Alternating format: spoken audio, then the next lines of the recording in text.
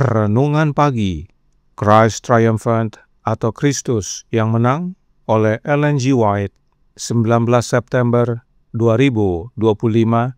Mari kita berdoa.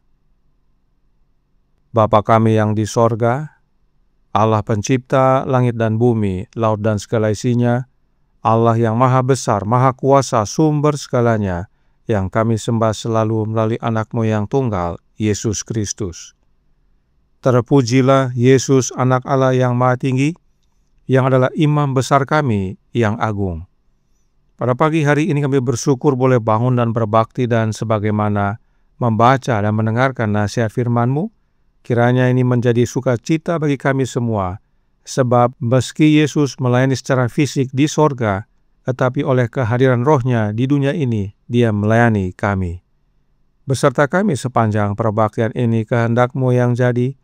Ampun kami akan dosa dan salah, karena kami berdoa hanya dalam nama Anak Allah yang tunggal, Yesus Kristus, yang adalah Tuhan dan Juru Selamat kami. Amin. Renungan hari ini akan dibacakan oleh Saudara Hasudungan Sidabutar. Kepada Saudara Sudung, kami persilahkan. Renungan pagi hari ini, Jumat, tanggal 19 September 2025. Berjudul, tempat kita dalam sejarah akan ditentukan oleh karakter kita. Ayat inti terdapat di dalam Yohanes 11 ayat 50. Dan kamu tidak insaf bahwa lebih berguna bagimu jika satu orang mati untuk bangsa kita daripada seluruh bangsa kita ini binasa.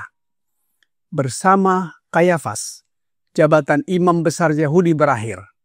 Orang yang sombong, angkuh, dan jahat ini membuktikan ketidaklayakannya dengan mengenakan jubah imam besar. Ia tidak memiliki kemampuan maupun wewenang dari sorga untuk melakukan pekerjaan itu. Sebenarnya, Kayafas bukanlah imam besar. Ia mengenakan jubah imam, tetapi ia tidak memiliki hubungan yang vital dengan Allah. Proses pengadilan terhadap Kristus menunjukkan betapa hinanya keimamatan. Para imam menyewa orang untuk bersaksi di bawah sumpah palsu, agar Yesus dapat dihukum. Namun, pada kesempatan ini, kebenaran datang menolong Kristus. Dengan demikian, terbukti bahwa kesaksian-kesaksian yang diberikan terhadapnya adalah palsu, bahwa para saksi telah disewa oleh orang-orang yang menyimpan unsur-unsur kebejatan yang paling hina di dalam hati mereka. Allah telah merancang agar orang-orang yang membebaskan Yesus mendengar kesaksian tentang ketidakbersalahannya. Aku tidak mendapat kesalahan apapun padanya, tegas Pilatus. Dan Yudas sambil melemparkan uang yang diterimanya karena mengkhianati Kristus ke kaki para imam, memberikan kesaksian. Aku telah berdosa karena menyerahkan darah orang yang tak bersalah. Sebelumnya, ketika Sanhedrin berkumpul untuk menyusun rencana menjebak Kristus dan menghukum matinya, Kayafas berkata, "Tidakkah kamu dapat melihat bahwa dunia datang mengikuti dia?" Suara beberapa anggota dewan terdengar, memohon kepada yang lain untuk mengendalikan amarah dan kebencian mereka terhadap Kristus. Mereka ingin menyelamatkannya dari hukuman mati. Sebagai jawaban kepada mereka, Kayafas berkata, "Kamu tidak tahu apa-apa, dan kamu tidak insaf, bahwa lebih berguna bagimu jika mungkin mengatakan imamat yang rusak, jika satu orang mati untuk bangsa kita, daripada seluruh bangsa kita ini binasa." Kata-kata ini diucapkan oleh seseorang yang tidak memahami maknanya. Ia mengutuk dia yang kematiannya akan mengakhiri kebutuhan akan lambang dan bayangan, yang kematiannya telah dilambangkan dalam setiap pengorbanan yang dilakukan. Namun, kata-kata imam besar itu bermakna lebih dari yang ia atau mereka yang bergabung dengannya sadari. Melalui kata-kata itu, ia memberikan kesaksian bahwa waktunya telah tiba bagi keimamatan Harun untuk berakhir selamanya. Kayafas adalah orang yang menjabat ketika lambang dan bayangan bertemu dengan kenyataan, ketika imam besar yang sejati akan menjabat.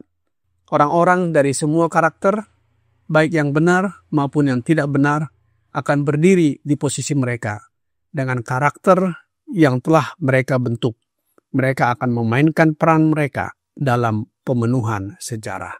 Dikutip dari manuskrip 101 tahun 1897. Demikian renungan pagi kita hari ini. Terima kasih. Tuhan Yesus memberkati.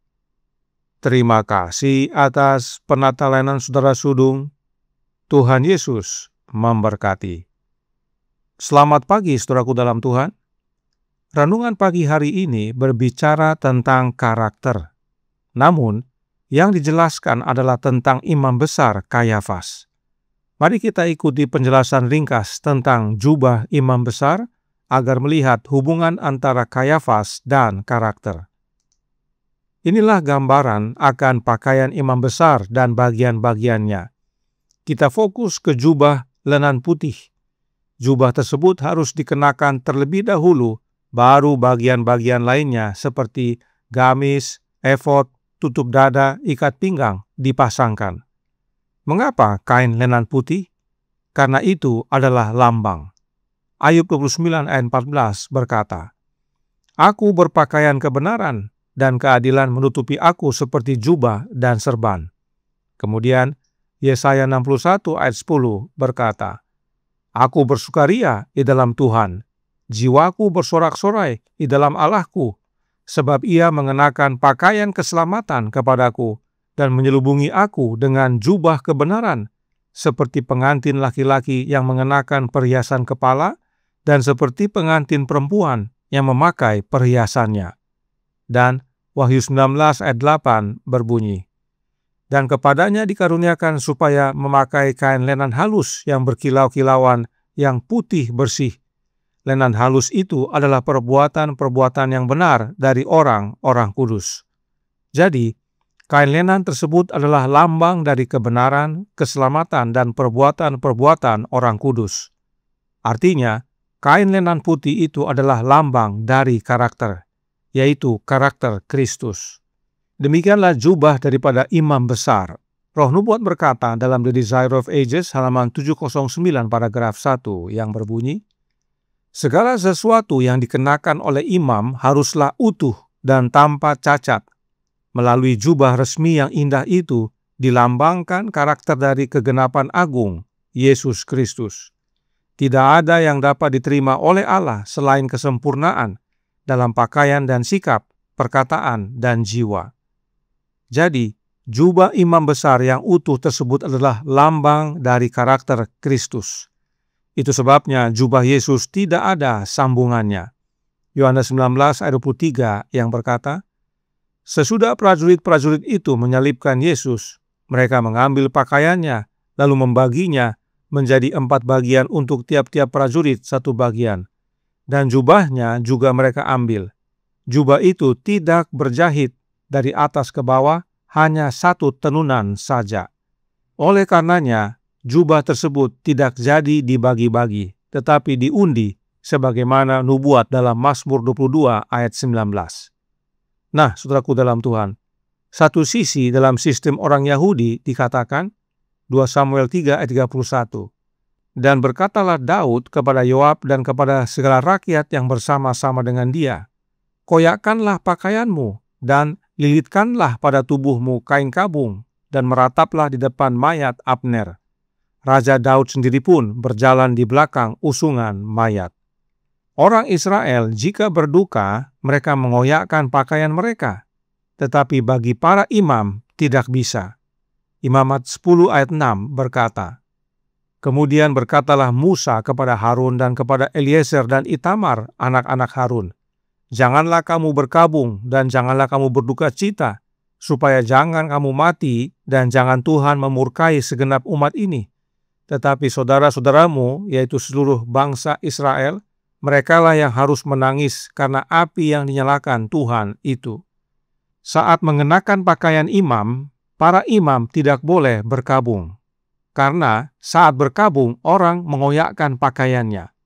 Oleh sebab itu para imam tidak bisa berkabung sebab dengan berkabung mereka harus mengoyakkan pakaian. Para imam tidak boleh mengoyakkan pakaian mereka. Kenapa? The Desire of Ages halaman 708 paragraf 4 menyatakan, seorang imam besar tidak boleh mengoyakkan jubahnya. Oleh hukum orang Lewi hal itu dilarang dengan hukuman mati. Dalam keadaan apapun juga dan pada kesempatan apapun juga, imam tidak boleh mengoyakkan jubahnya. Adalah kebiasaan di kalangan orang Yahudi untuk mengoyakkan pakaian bila sahabat meninggal dunia. Tetapi kebiasaan ini tidak boleh dilakukan imam-imam. Perintah yang jelas telah diberikan oleh Kristus kepada Musa mengenai hal ini. Sebab ingat tadi bahwa jubah imam itu adalah lambang daripada karakter Kristus. Karenanya, saat imam besar Kayafas mengoyakkan pakaian imamnya, hal itu artinya hukuman mati. Sebab jubah imam yang adalah lambang karakter Kristus dirusakkan oleh manusia berdosa. Tempat Kayafas dalam sejarah sudah jelas, yaitu dia menjadi bagian dari mereka yang mengalami kematian kedua. Itu sebabnya renungan hari ini berkata dalam Christ Triumphant halaman 269 paragraf 2. Sebenarnya, Kayafas bukanlah imam besar. Ia mengenakan jubah imam, tetapi ia tidak memiliki hubungan yang vital dengan Allah. Inilah hubungannya imam besar dan karakter. Jubah imam besar itu adalah lambang karakter Kristus, dan karenanya tidak boleh dikoyakkan. Tetapi manusia berdosa mengoyakkan dan bahkan membunuh Yesus. Puji Tuhan, Yesus sudah bangkit dan menjadi imam besar kita di sorga, dan kita dapat memiliki karakter Kristus oleh menerima Roh-Nya. Sebab meskipun Yesus melayani secara fisik di bait suci sorgawi, namun oleh kehadiran Roh-Nya, yaitu Roh Kristus, dia tetap melayani kita di dunia ini. Suratnya nomor 25 tahun 1882 paragraf 20 berkata, Roh Kristus di dalam hati akan dinyatakan dalam karakter, akan mengembangkan sifat-sifat dan kekuatan yang mulia. Dan bila karakter Kristus menggantikan karakter kita, itulah jubah kebenaran yang melayakkan kita untuk berdiri di hadapan Bapa. Tuhan memberkati, saya bawa dalam nama Yesus. Amin. Mari kita berdoa. Bapa kami yang di sorga, Allah pencipta langit dan bumi, laut dan segala isinya, Allah yang maha besar, maha kuasa, sumber segalanya, yang kami sembah selalu melalui anak-Mu yang tunggal, Yesus Kristus. Terima kasih atas kebenaran vital pada pagi hari ini. Tentang jubah imam besar adalah lambang daripada karakter Kristus.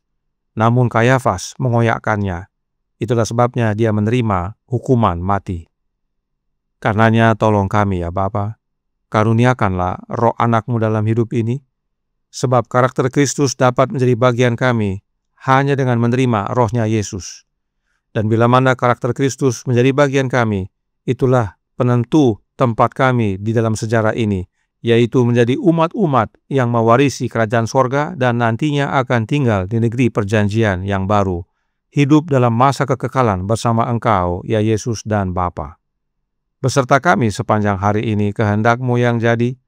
Ampun kami akan dosa dan salah, karena kami berdoa hanya dalam nama Anak Allah yang tunggal, Yesus Kristus, yang adalah Tuhan dan Juru Selamat kami.